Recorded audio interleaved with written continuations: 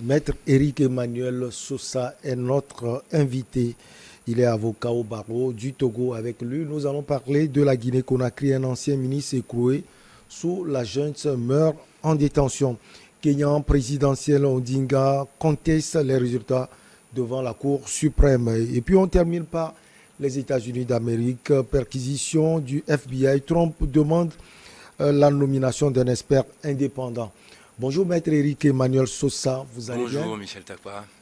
Ancien ministre de l'Urbanisme, puis du Tourisme, ancien député, ancien président de la Commission électorale nationale indépendante, l'Océanie Camara a subi un accident vasculaire cérébral le vendredi 19 août alors qu'il était en détention à la prison de Conakry et il est décédé samedi soir à l'hôpital, a annoncé donc son frère Ibrahima Camara, maître, un ancien ministre qui meurt en détention. Le fait n'est pas nouveau. Cela arrive à beaucoup d'endroits dans le monde et il n'est pas exceptionnel qu'en Afrique, des ministres meurent, enfin d'anciens ministres meurent en détention.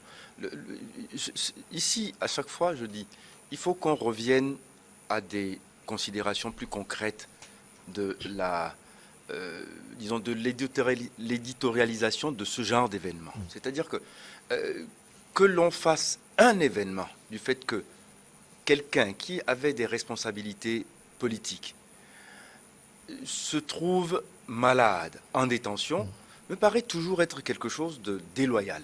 Je m'explique. Quoi? Les gens qui sont en détention d'ordinaire, qui n'ont pas été ministres ou qui n'ont pas eu la chance d'avoir des fonctions publiques élevées, meurent aussi en détention tous les jours. C'est-à-dire, c'est la chronique nécrologique quotidienne dans certains centres de détention. On n'en parle jamais de ces anonymes qui meurent en détention. Pourquoi? Parce que les conditions de détention sont infrahumaines, parce que les conditions de détention ou le service médical en détention est catastrophique, pour ne pas dire parfois inexistant, parce qu'en réalité, la plupart du temps, c'est quand vous avez mal, c'est de l'aspirine ou de paracétamol, point final. Et il n'y a pas d'autre attention qui est portée, et parfois même la qualité du personnel médical affecté aux malades en détention est catastrophique. Laisse à désirer, à tous les points de vue. Les gens qui sont en détention, notamment en détention provisoire, devraient recevoir les soins les plus express et les plus qualifiés parce qu'ils n'ont pas été encore condamnés et on doit s'occuper d'eux parce que demain, s'il s'avère que la justice les a innocentés, ils ne perdent pas la moitié de leur vie par le temps de détention qu'ils ont passé. Ça, c'est le plaidoyer que nous devons faire de façon ferme et permanente. Heureusement, dans le projet de code de procédure pénale au Togo, la détention provisoire va être limitée dans le temps et elle ne pourra être prorogée que dans certaines conditions et avec la charge pour le parquet de justifier le maintien en détention provisoire. Donc, les choses sont en train de changer par chez nous aussi. Mais pour revenir au cas qui nous préoccupe, on vous dit, il a eu un malaise en prison et il est décédé d'un accident vasculaire cérébral dans un hôpital. C'est le lot de beaucoup de gens. Pardon d'avoir à le dire. Et sincère condoléances à sa famille biologique, sa famille politique, et à tous les sympathisants des droits de l'homme en Guinée, en Afrique et dans le monde. Il ne me paraît pas normal que les prisons soient transformées en mouroirs. Et notamment lorsque la personne qui est concernée est un détenu supposément politique. Je dis supposément parce que les raisons pour lesquelles M. Feu Lanseni Camara s'est trouvé en détention ne me sont pas connues. Le dossier n'est pas encore suffisamment étayé pour qu'on dise que les faits pour lesquels on l'a emmené en détention provisoire réunissent contre lui des charges suffisantes pour que, en fait, la prison, à titre provisoire, devienne un arrêt de mort. C'est ça le vrai problème que nous avons. C'est-à-dire que, Dieu merci, bon c'est vrai, certains détenus VIP qui connaissent des sorts malheureux interpellent l'opinion publique internationale, parce que nous sommes au Togo et nous parlons de la détention provisoire d'un ministre décidé en Guinée. Donc ça veut dire que ça préoccupe quand vous avez la chance d'être pas monsieur tout le monde. Un ancien ministre, c'est pas monsieur tout le monde. Un ancien président d'Assemblée n'est pas monsieur tout le monde. Donc il ne faut pas qu'on s'émeuve uniquement quand il s'agit de cela. Toutes les vies qui sont, on va dire, abrégées ou mises entre parenthèses à la faveur d'une détention provisoire méritent d'être, disons, considérées avec attention. Et c'est parce qu'il n'y a pas l'attention suffisante apportée aux gens qui sont en détention provisoire, parce que je dis encore que quand la personne est en détention provisoire, elle est protégée par le principe de la présomption d'innocence. Donc, à partir de ce moment-là, on ne peut pas accepter qu'il meure dans des conditions abjectes et infrahumaines. Donc, les conditions de détention, nous devons les dénoncer permanemment, et l'état de nos prisons en Afrique est problématique. À tous les points de vue. Donc, les défenseurs des droits de l'homme font bien de le dénoncer tout le temps, chaque année, de faire les rapports qu'il faut, circonstancier, pour dire que l'état de détention dans nos pays est intolérable, inqualifiable. Voilà. Alors, maître, ce trépas, il faut le souligner, ça entache quand même, si on peut le dire, la gouvernance de la junte militaire en Guinée. Et pourquoi? Un homme politique. Un homme de vie à trépas, en alors, prison. Attendez, bon, ok, alors, je veux toujours qu'il y ait une départition claire entre ces choses-là. Si les raisons pour lesquelles il a été décidé qu'il soit placé en détention provisoire sont justifiées par la nécessité de vérifier à la faveur d'une instruction à charge et à décharge, avec des éléments expertisés, qui permettent de dire oui, il a commis les faits. Non, il ne les a pas commis. Si tout ça est réuni, pourquoi est-ce qu'on doit dire que le fait qu'il soit décédé en détention entache la crédibilité de la junte qui l'a mise en détention? Non. Mais il peut arriver que la junte fasse bien son travail en s'adressant aux bonnes personnes pour régler les vrais problèmes, parce que je dis encore, à chaque fois qu'on a eu à manipuler les deniers publics, on est redevable. Mais pas au prix de sa vie. C'est la seule nuance que je fais. On est redevable, ça veut dire que toutes les conditions doivent être réunies pour que une enquête sereine soit menée. Et c'est en cela que parfois la détention provisoire est justifiée. Je dis bien justifiée. Quand elle est correctement articulée, elle est justifiée. Pourquoi est-ce que quelqu'un qui a commis une escroquerie contre sa banque et qui a un commerce en ville va subir la détention provisoire pour enquêter sur les faits d'escroquerie ou de détournement de crédit, et on ne demanderait jamais ça à quelqu'un parce qu'il a été homme politique? Pourquoi? Donc, non, personnellement, je n'ai absolument aucun grief particulier à adresser à la junte ou au pouvoir en place pour avoir demandé qu'une procédure judiciaire soit menée pour vérifier l'usage, frauduleux ou pas, de deniers publics à un moment donné où ils ont été aux affaires. Non. Cela correspond un peu à ce qui s'est passé au Mali, maître Éric Emmanuel Sousa, où Soumeilou, Boubaï Maïga aussi perd la vie en détention. Oui, mais c'est toujours pareil, et je dis la même chose. Quand, vous savez, quelqu'un disait qu'il y a 3 endroits qu'il faut toujours fréquenter dans sa vie: les lieux de détention, les hôpitaux et les cimetières. Les lieux de détention pour apprécier le privilège d'être en liberté, les hôpitaux pour jouir du privilège et apprécier le privilège d'être en bonne santé, et les cimetières pour se rendre compte de notre finitude et se dire que finalement nous finirons tous un jour quelque part dans un endroit aussi modeste, quelle que soit la vie que nous avons menée, quels que soient les privilèges et les biens matériels qui ont été les nôtres. Ça nous force à une certaine humilité, et quelque part, ça doit aiguiser notre humanité.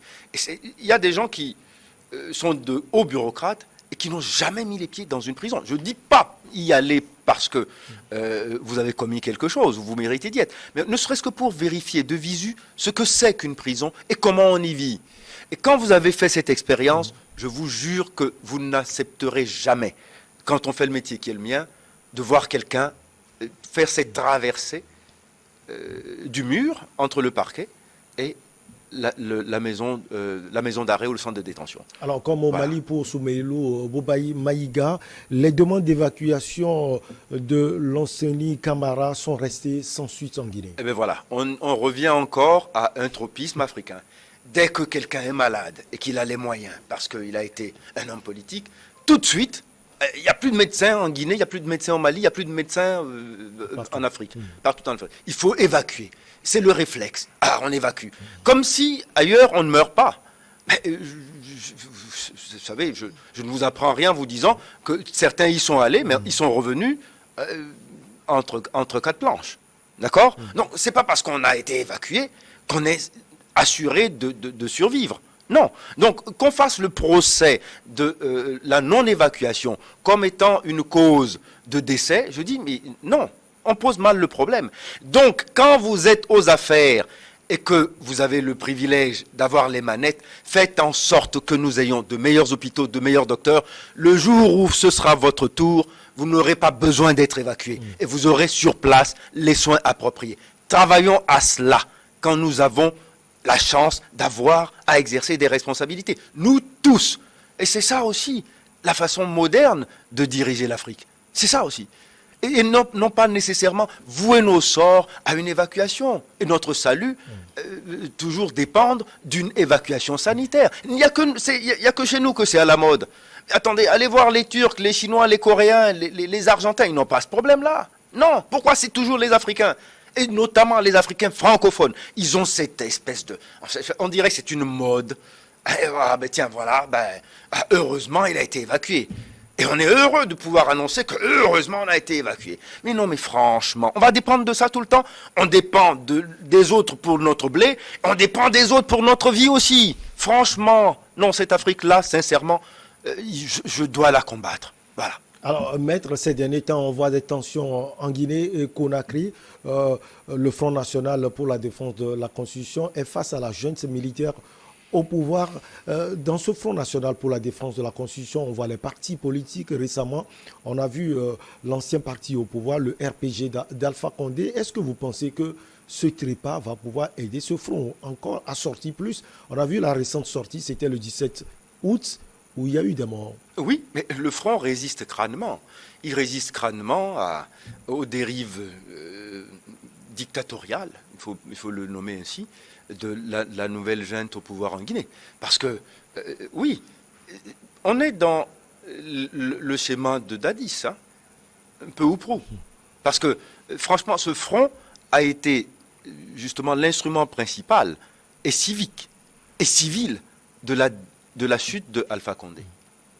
Et aujourd'hui, on se rend compte, ceux qui ont applaudi, Cellou Dalein Diallo et Sidia Touré, qui ont applaudi le coup d'État, aujourd'hui, je crois qu'il leur en cuira.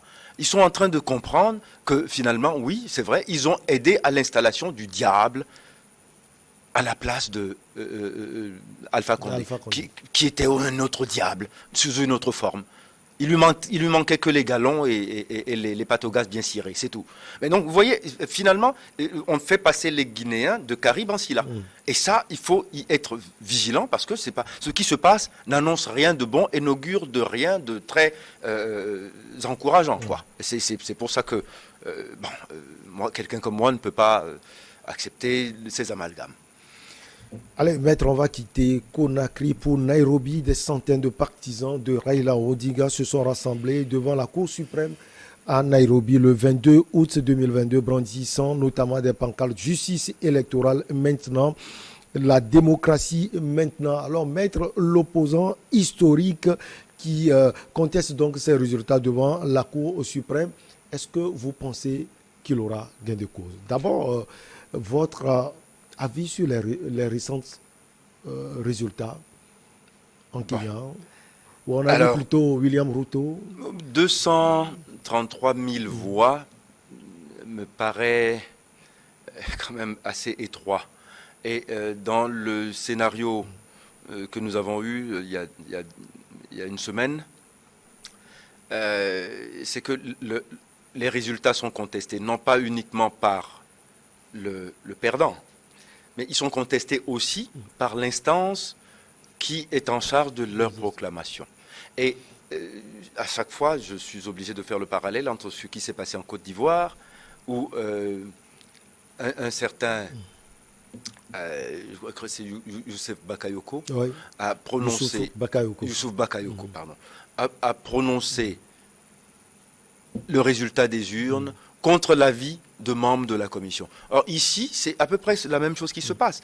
Et nous avons une commission qui est composée de 7 personnes, dont 4 sont contre. Donc ça veut dire que la majorité n'approuve pas le résultat qui a été proclamé. Il a été proclamé pourquoi et comment? C'est toujours ça le problème. C'est-à-dire qu'en fait, la proclamation devient un acte politique et politicien. Ce n'est plus un acte juridique. Parce que quand vous faites cette proclamation dans ces conditions-là, vous mettez le pays entier devant le fait accompli de votre proclamation. C'est-à-dire, c'est le résultat que j'ai décrété qui devient finalement l'instrument de mesure du scrutin. Alors qu'il y a, au sein de la commission chargée de vérifier, de compiler et de valider une contestation qui doit être tranchée. Elle ne l'a pas été. Parce qu'elle ne l'a pas été, il y a un problème.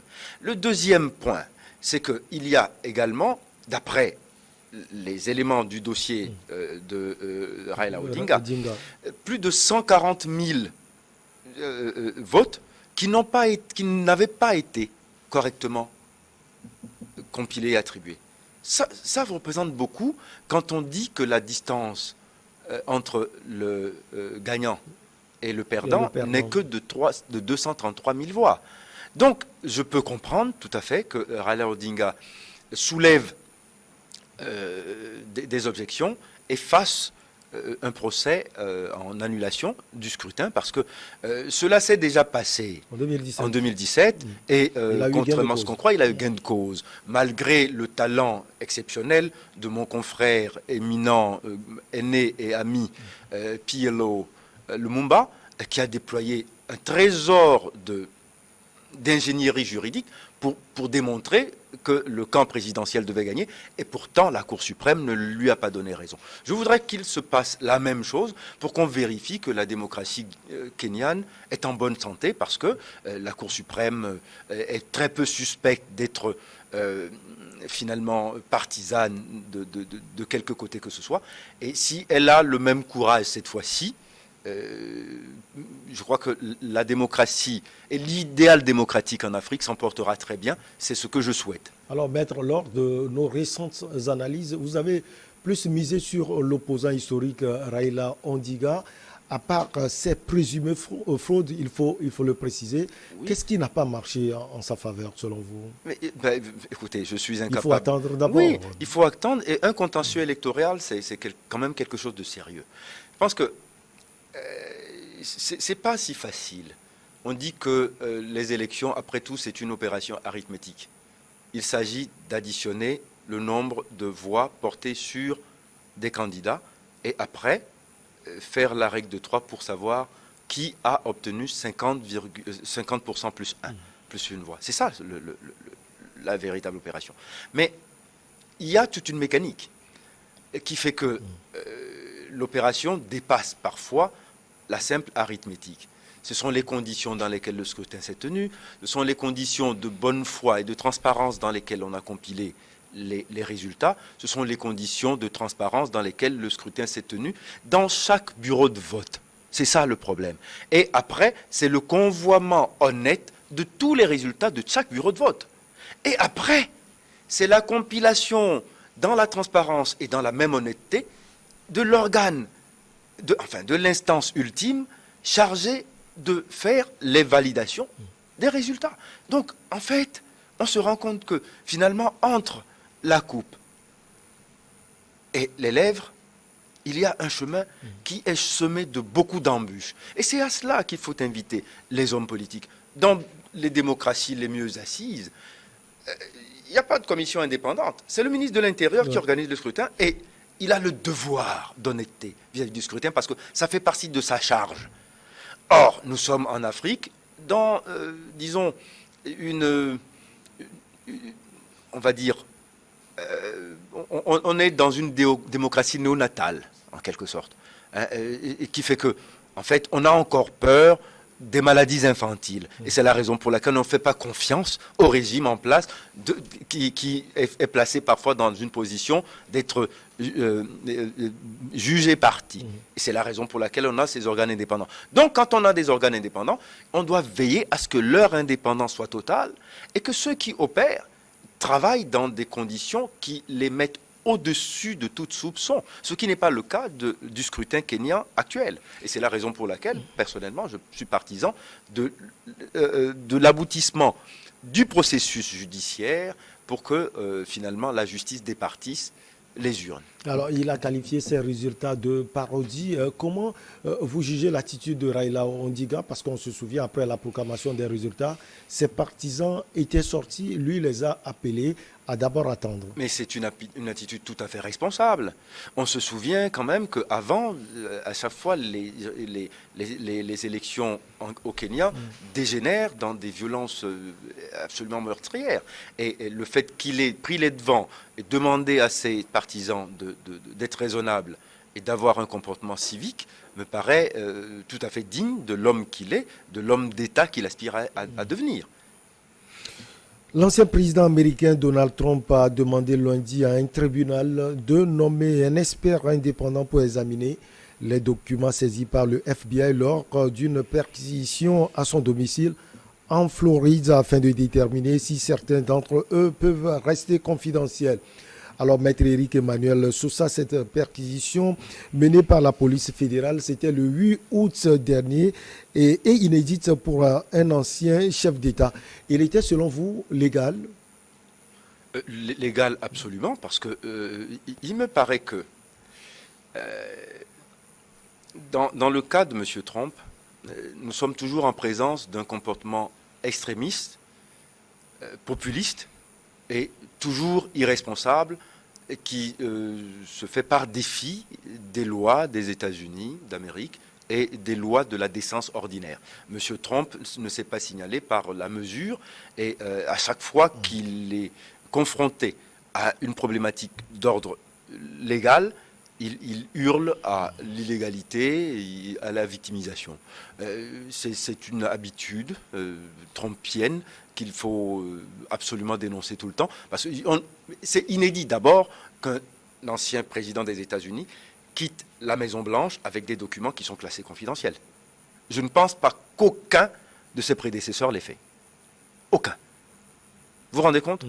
Lui, il l'a fait. Il ose tout parce que apparemment, c'est son tempérament. Il est comme ça. Donc, avec lui, on doit s'habituer à ce qu'on soit à chaque fois dans une sorte d'iconoclasme gênant.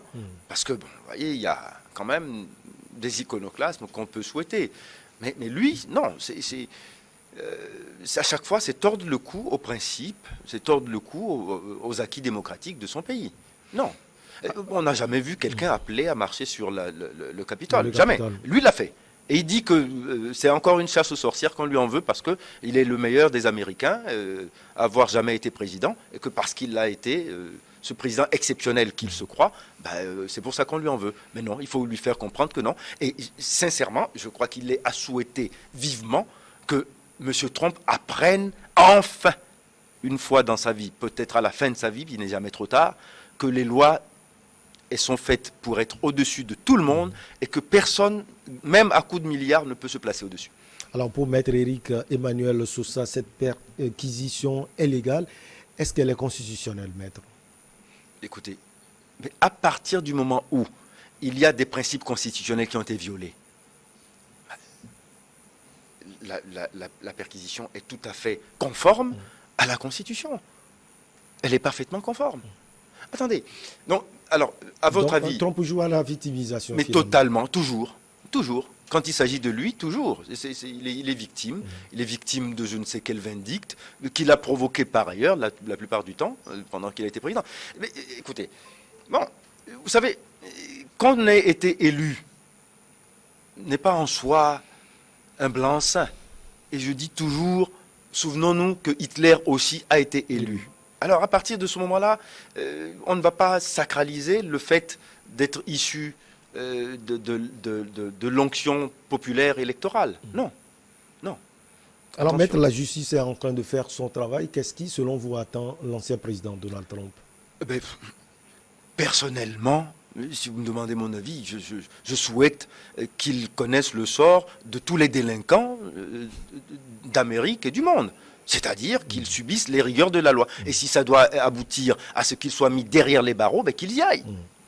Alors, et l'expert qu'il a nominé pour l'enquête indépendante, comment l'enquête va tourner? Est-ce qu'elle sera acceptée par la justice Écoutez, américaine? je n'en sais rien, et encore faut-il que l'expertise soit déployée et qu'on vérifie que cette expertise a été conduite de manière impartiale. Ça, on n'en a pas encore l'assurance. Donc, je ne veux pas pleurer avant d'avoir mal. Je veux vérifier, comme tout le monde, que les choses se sont passées correctement, en conformité avec ce que doit être la prescription légale dans la matière, c'est tout. Donc, Est-ce que ces attitudes de Donald Trump ne l'empêchent pas de se présenter pour les élections présidentielles à venir aux États-Unis? il aimerait que tout cela soit bloqué pour pouvoir se représenter en étant sûr, parce qu'il il est fort en gueule et malheureusement il y a des millions de fanatiques qui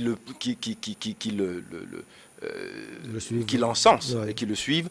Il aimerait encore une fois faire la nique, comme on dit, à la démocratie américaine en reprenant encore une fois de plus, comme on braque au coin de rue le butin des honnêtes gens, la démocratie américaine. Parce que ce monsieur n'a fait que braquer la démocratie américaine. Merci beaucoup à vous, maître Eric Emmanuel Sosa. Vous êtes un avocat célèbre au barreau du Togo. Avec vous, on a parlé de la Guinée. Un ancien ministre écroué sous la junte meurt en détention. Au Kenya présidentiel, Odinga conteste les élections devant la Cour suprême. Et puis aux États-Unis d'Amérique, perquisition du FBI. Trump demande la nomination d'un expert indépendant. Infini merci, maître. Merci beaucoup à vous. Allez, on marque la pause pour le journal. Et derrière, on reçoit Eric Johnson, Firmet Teko, Agbo et Jean Chabli pour Regard Croisé.